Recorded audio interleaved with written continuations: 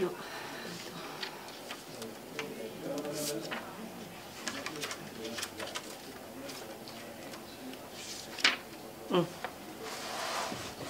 Guarda.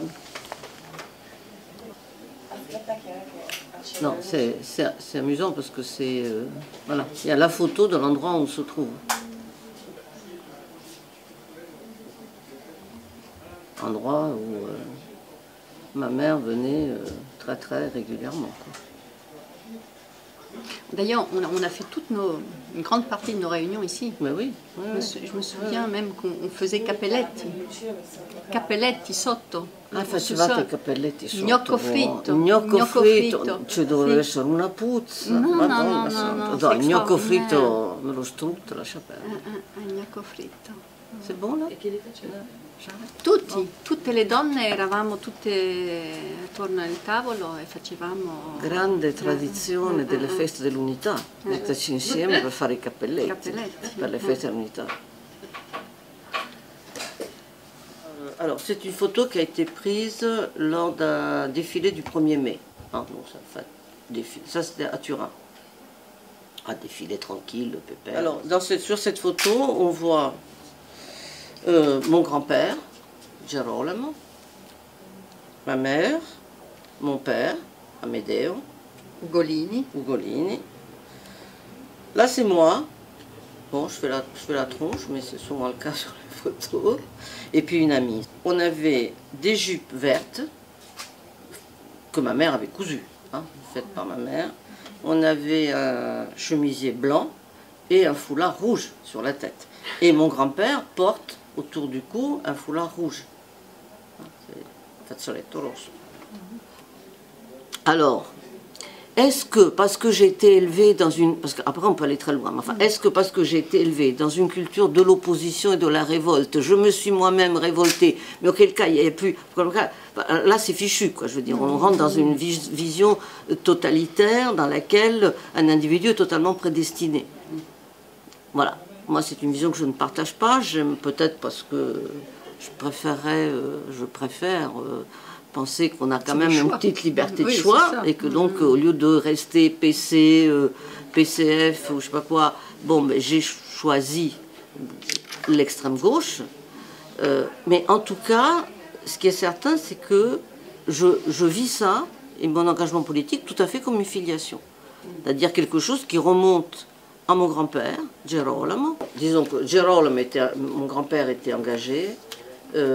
Ma mère, donc mon grand-père avait 5 enfants. Hein, ma mère était l'aînée. Et effectivement, c'était Gerolamo qui avait un engagement qui a été socialiste dans tout le monde, qui a installé un groupe électrogène, qui a allumé la première ampoule électrique.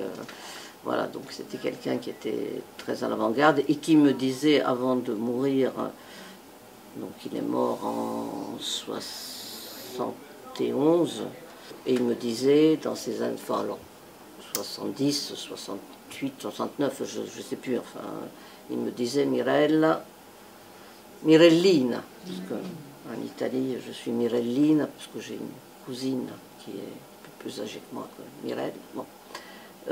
Mirellina, il faudrait, je dis, bisognerebbe andare in Cina per vedere cosa succede in Cina. Et c'est 68, 69, c'est la révolution culturelle en Chine, c'est cette époque-là. J'ai l'impression que ça est... Alors, c'était présent, mais pas en tant que récit, pas tellement en tant que récit. Moi, j'ai plus de souvenirs de livres que j'avais pris dans la bibliothèque de mon père, donc mon père Amedeo Ugolini, d'un écrivain, journaliste. En 1946, après la guerre, donc à la fin de la guerre, il est devenu directeur de l'UNITA, enfin de l'édition régionale pour le nord de l'Italie. Voilà. Et donc il avait une pièce dans l'appartement, il y avait une pièce qui était son bureau, là où il écrivait ses articles, là où il travaillait quand il n'était pas au journal, hein, quand il ne travaillait pas. Mais il y avait aussi un bureau avec une très grande bibliothèque, donc je me souviens très bien. Et il y avait, bon, mais qu'il y a des livres, évidemment. Et je me souviens d'un livre que j'avais pris, qui était un livre de dessins, enfin, mais de dessins, on dit. C'était pas une BD. Mais, caricature, non? Il y avait à la fois, voilà, une sorte de caricature, des dessins comme ça.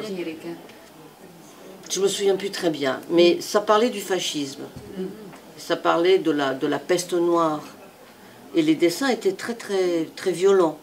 Très, très violents. Et je le regardais, j'étais très impressionnée. Et je sais que j'ai posé des questions à mes parents. À cette occasion, ils ont dû, sans doute, ils ont dû parler de la guerre, donc de ce qu'était le fascisme. Ce dont je me souviens, c'est qu'il y avait des après-midi, alors peut-être le dimanche après-midi, peut-être je ne sais plus quel jour. Hein. Mon père est mort, moi j'avais 8 ans. Donc voilà, ça ne fait pas énormément de souvenirs. En tout cas, et puis peut-être aussi des souvenirs reconstitués. Hein, ça. Mais en tout cas, ce qui est certain, c'est que dans la pièce qui était donc son bureau, il y avait sa table où il écrivait, enfin, et la bibliothèque, un autre. Bon. Il y avait un grand divan, 2 fauteuils, et l'après-midi, enfin certains après-midi, les amis de mon père, qui étaient des amis, soit amis simplement, soit des camarades, mais y compris pas obligatoirement du PC, du PCI. Donc se réunissaient et parlaient, discutaient. Et moi j'étais là, et ma mère était là. Enfin, ma mère apportait le café. Bon.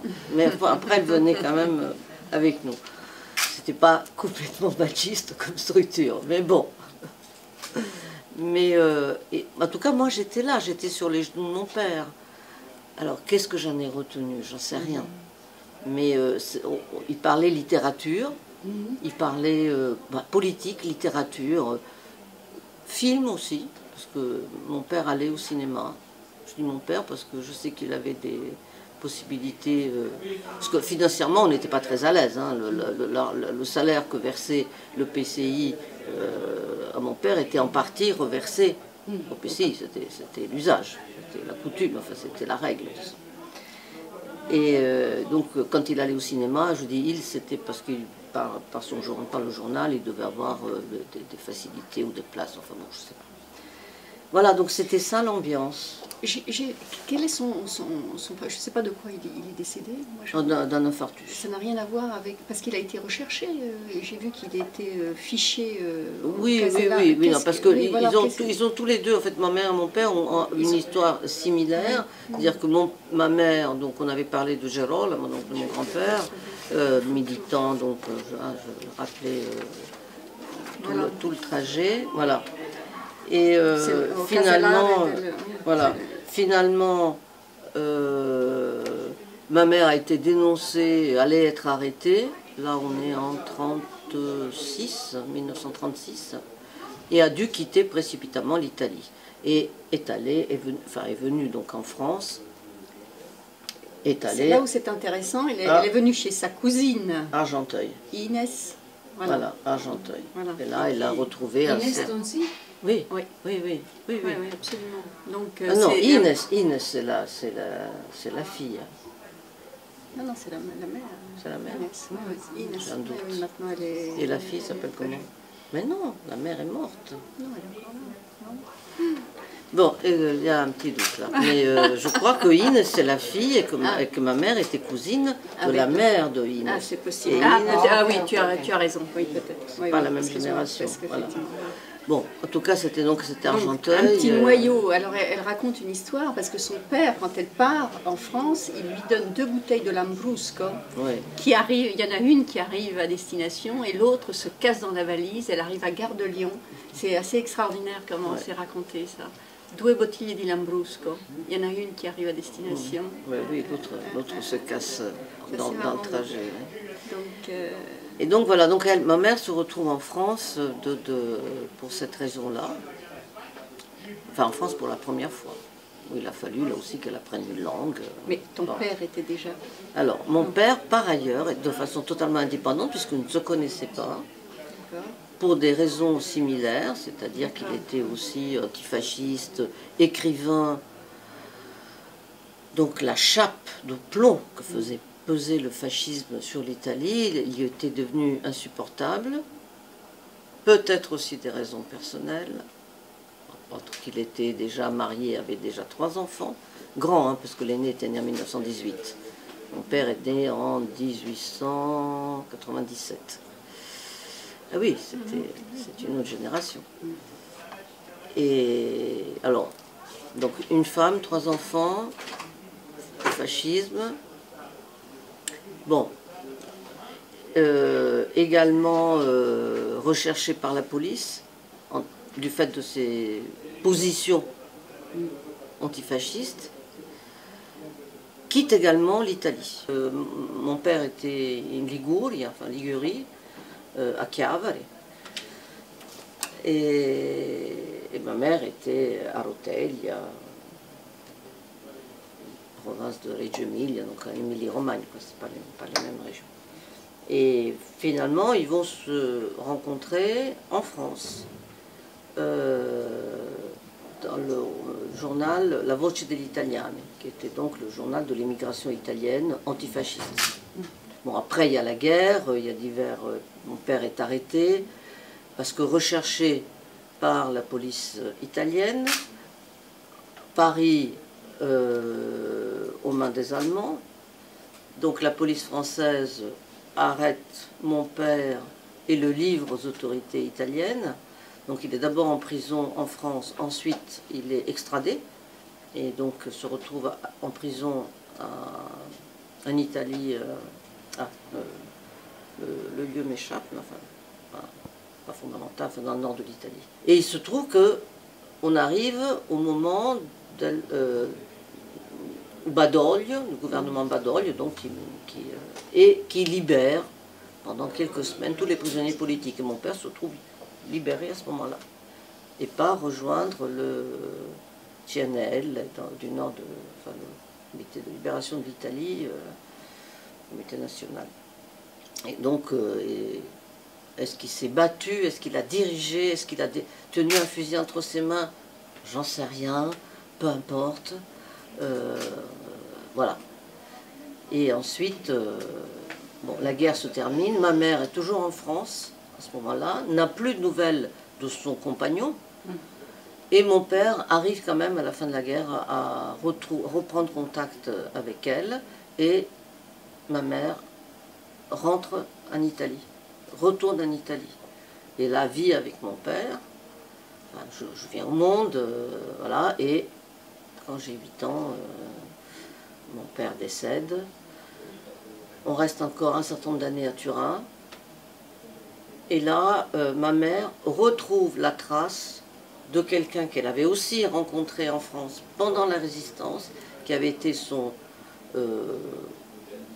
commandant, disons, dans la clandestinité, hein, parce qu'en 36, 37, après on arrive au début de la guerre, au moment où donc la France et l'Italie sont en guerre.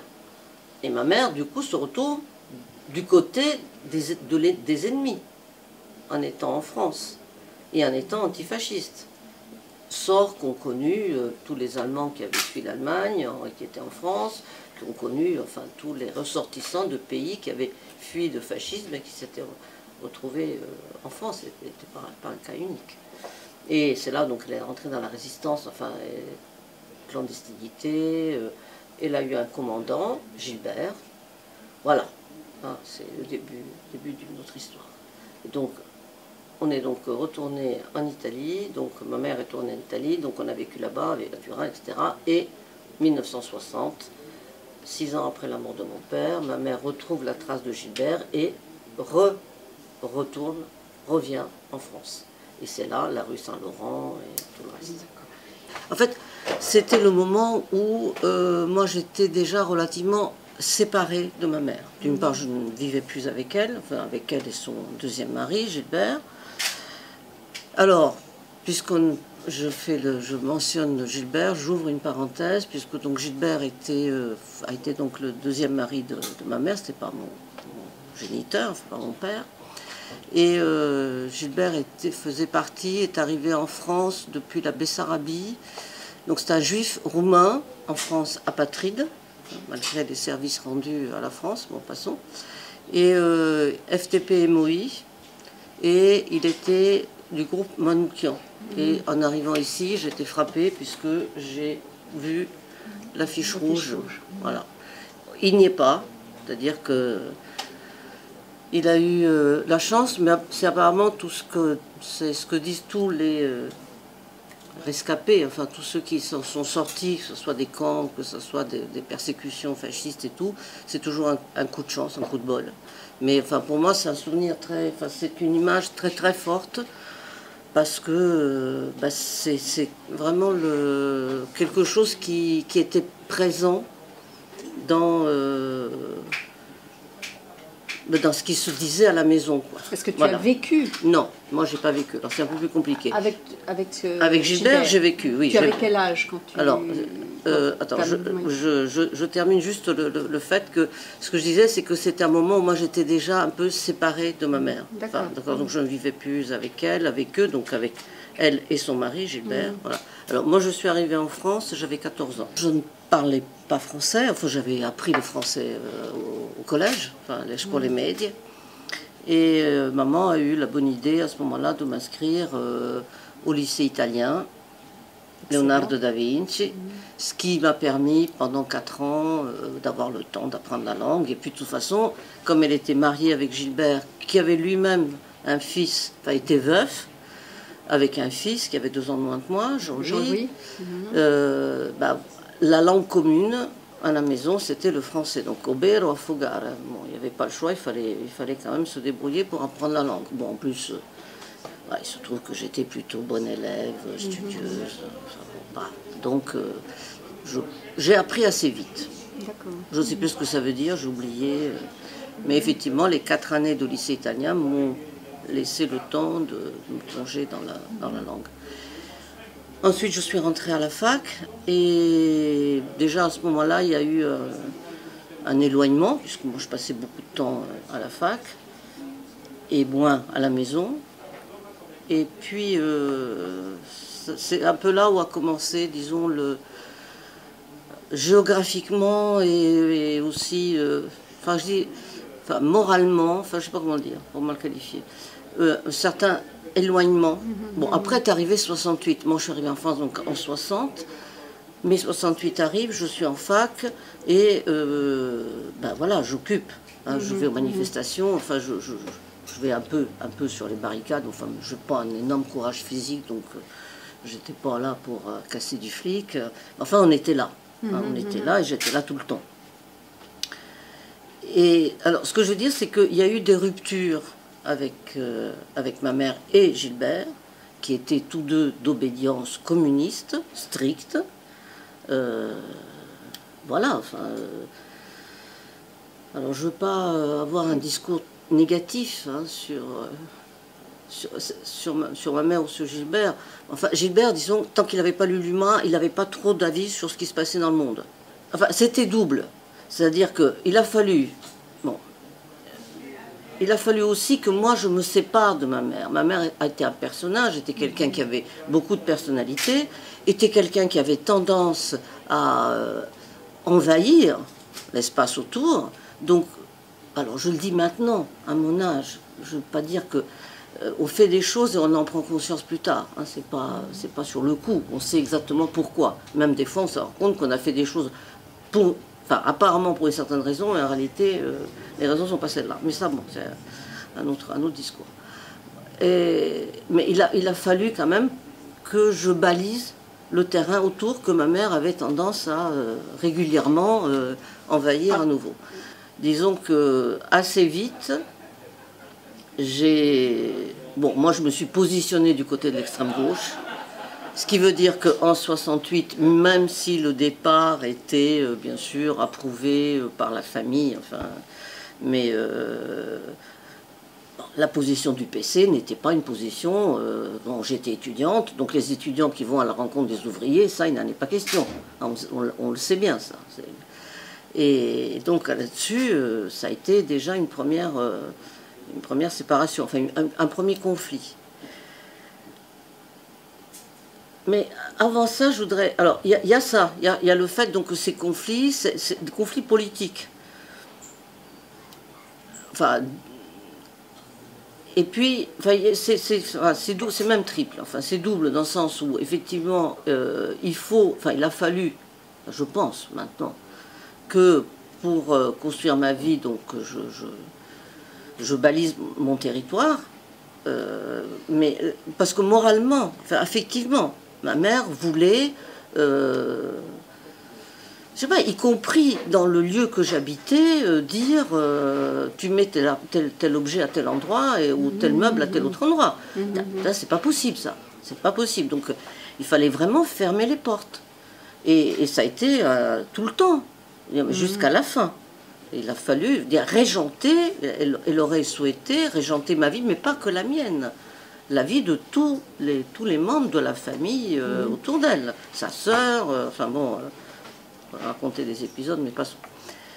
Donc il y a eu ça, il y a eu le conflit politique, enfin les différences politiques. J'ai un souvenir très précis, l'enterrement de Pierrot Vernet, grand défilé qui est passé sous les fenêtres de l'appartement que maman... De la rue Saint-Laurent. Dans le 10e, oui, à la gare de l'Est. Voilà. Et le cortège était un cortège silencieux. C'est-à-dire, il n'y avait pas de slogan. Il y avait des chants. Adieu camarades, enfin des chants qu'on reprenait. Des chants. Comme dans tous les enterrements, on a toujours chanté. Partout, enfin, je veux dire, quel que soit le type d'enterrement. Le rite, j'entends. Enfin, en tout cas en Europe. Et j'ai le souvenir très précis donc d'être monté. On est sur le balcon de la rue Saint-Laurent qui donnait... Que l'on voit ici en photo d'ailleurs, parce que c'est assez caractéristique, un 6e étage sans ascenseur de la rue Saint-Laurent. Et donc là-haut, maman et Gilbert, ayant, alors lequel des deux, je ne sais plus, enfin peu importe, ayant une remarque, mais alors c'est pas les mots exacts, mais enfin qui était une remarque désagréable, méprisante, et en plus il chante. Ah. Peut-être comme, voilà. Donc là, c'était vraiment, on n'était pas sur la même longueur d'onde. Même si j'ai quitté le cortège pour monter chez eux. Enfin, c'était pas non plus la haine, c'était pas ça. Mais c'était double. Il y avait alors, quand je disais que c'était double, même triple, c'est que j'ai d'autres souvenirs. Donc moi, je suis arrivée en France en 1960. J'avais 14 ans. 60 pour la France, c'était la guerre d'Algérie. Pour une Italienne de Turin qui ne parle pas français, qui arrive, la guerre d'Algérie... Ça parle pas. Ça parle vraiment pas. Il n'empêche que j'ai des souvenirs très précis, alors peut-être pas en 60, peut-être en 61, peut-être en 62, enfin je ne sais plus exactement, enfin pas après 62, c'est sûr, les accords d'Évian, donc il n'y a pas de problème. Mais d'avoir participé à des manifestations contre la guerre d'Algérie. Donc j'avais 15-16 ans. Donc 14, cet engagement te venait quand même de quelque part. Justement, c'est là. C'est ça qui est intéressant. Donc je pense que si je suis allée à ces manifestations, ça doit être à la suite du fait que j'avais pris contact avec une cellule de quartier du Parti communiste, du quartier où on habitait, c'est-à-dire du quartier 10e, gare de l'Est, enfin donc pas loin d'ici. J'avais pris contact d'une part parce que c'était mon pain culturel, politique, hein. Je viens quand même d'une famille de communistes. Et, pardon. Et d'autre part, je crois qu'il y avait aussi le besoin de tisser des liens. Voilà, j'arrivais, bien sûr, j'avais les camarades de lycée, mais j'avais aussi besoin d'avoir des liens d'un autre type, d'un lien politique. Donc la politique est là depuis le biberon. Enfin, elle est présente tout le temps. C'est pas à la maison on parlait politique. Enfin, on parlait pas que politique, mais c'était là. Donc, si je me suis retrouvée dans ces manifestations, c'est que je devais y aller en groupe. Je ne pense pas du tout qu'à l'époque, j'allais à une manifestation toute seule. Ce que je fais depuis ou ce que j'ai fait après, bien, maintenant je sais comment fonctionne une manif. S'il y a une manifestation avec laquelle je suis d'accord, je peux y aller toute seule et je sais que je vais trouver une banderole derrière laquelle, ou des gens que je vais rencontrer, une banderole derrière laquelle je vais défiler. À l'époque, je ne pense pas du tout. Donc je suppose que je devais y aller avec des groupes communistes. Mais mes parents enfin mes parents, j'entends maman et Gilbert, ne m'ont pas du tout empêché. Or, c'était quand même des lieux, à l'époque, c'était pas le défilé du 1er mai, on va en famille avec les enfants, et c'était dangereux. Enfin, il y a eu Charonne. Entre 14 et 25 ans, j'ai vraiment voulu m'intégrer. J'ai un souvenir, mais qui est peut-être faux, hein, je ne sais rien, que là je pouvais, je sais pas, 16, 17 ans, au moment où on commence à...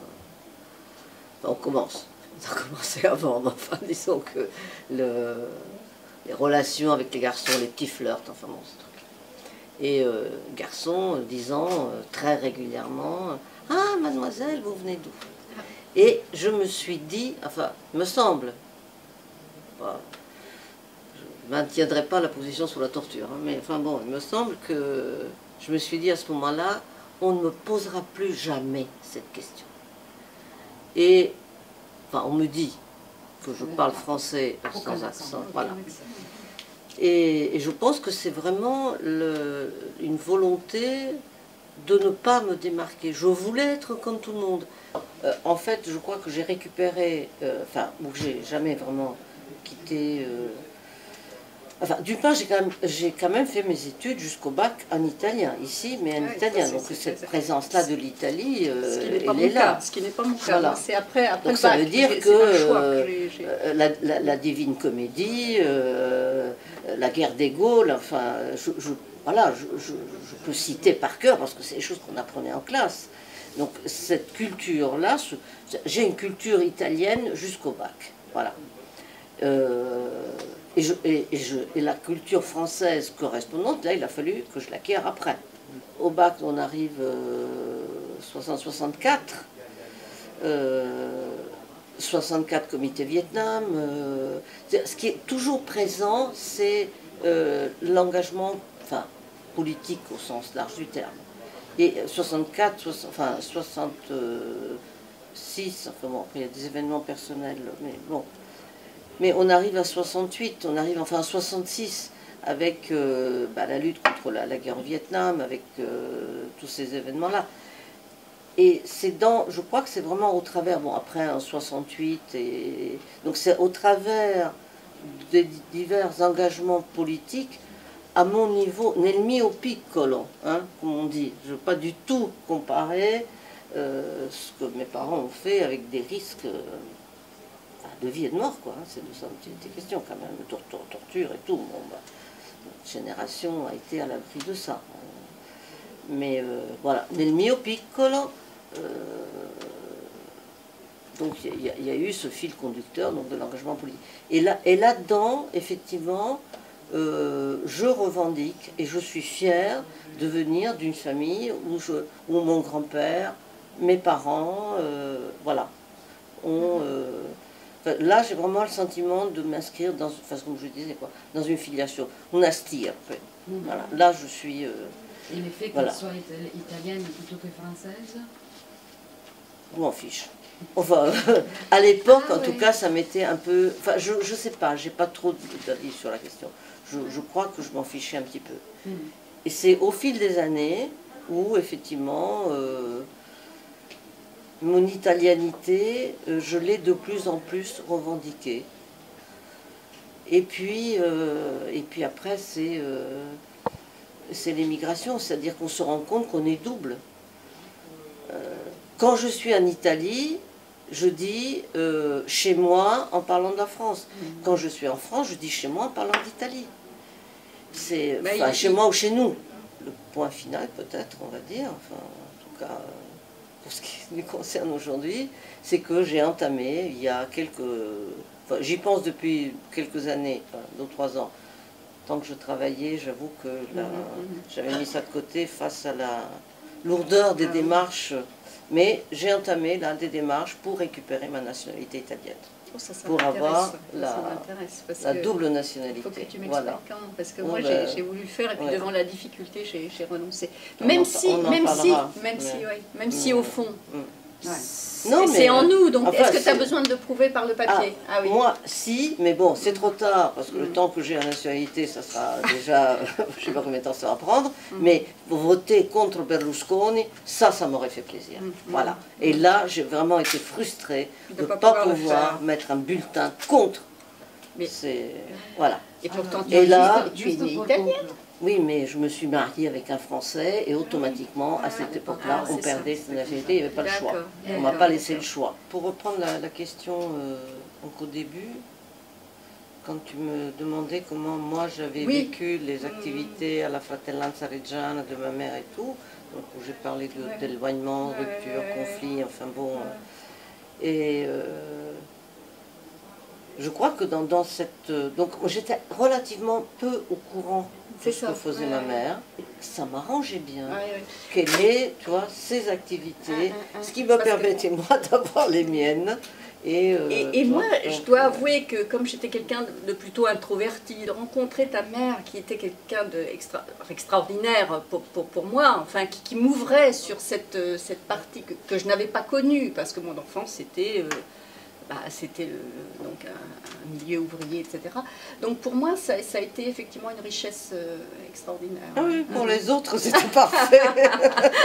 Extraordinaire. Donc je ne regrette pas, effectivement, d'avoir eu ce... Non, mais attends, je ne regrette pas du tout, moi non plus.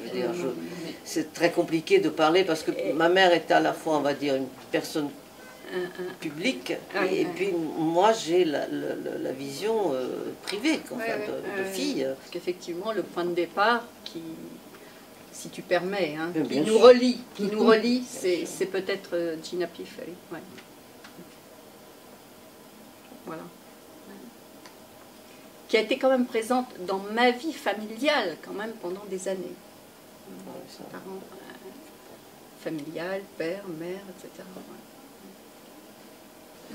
No, ma per dire com'era mia madre, voglio dire, una che... mais qui avait, je crois quand même qu'elle a transmis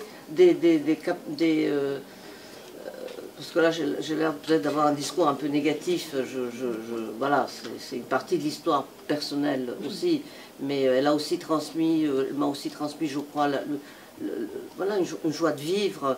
Et par exemple, je reconnais totalement à ma mère que quand on a été à Turin, après la mort de mon père, jusqu'à ce qu'on revienne, enfin, qu'on émigre en France, ça a été des années noires, des années de misère, et jamais, jamais, jamais, ma mère ne me l'a fait peser. Jamais. C'est-à-dire qu'elle avait toujours cette capacité de trouver... I problemi si risolvono, mi ricordo. I problemi si risolvono. Et même d'être gay et d'être... Ce qui n'était pas le cas de mon père. Amedeo, lui, c'était ça ne va jamais. Lui, c'était le pessimiste. Je sais pas, bon. Mais ma mère, elle a un truc extraordinaire, enfin, quand j'y repense. Donc on habitait dans le centre-ville, à Turin, à côté de Piazza Vittorio Veneto, une grande place qui donne sur le Pô, sur laquelle, à l'époque du mois, il y avait l'équivalent de la foire du trône, qui venait donc, les giostres, les manèges, enfin tout ça s'installait. Nous on n'habitait pas loin, moi nos fenêtres donnaient sur un autre boulevard, une autre avenue où il y avait les roulottes, quoi, des bohémiens, enfin on les appelle, qui venaient s'installer. Pour moi c'était un univers magique, je voyais ces gens qui habitaient dans des lieux avec des chiens, avec des trucs, enfin vraiment, ça je n'invente pas, ça je m'en souviens. On n'avait pas l'argent pour rentrer, pour rentrer dans les divertissements, enfin dans les trucs, pour que moi je puisse aller sur les manèges, il n'y avait pas l'argent. Et ma mère disait, vieni Mirella, andiamo a vedere quelli che vanno sulle giostre. Ce qui aurait pu être une frustration terrible. Et bien ça ne l'était pas. Elle se débrouillait pour que ça soit une fête.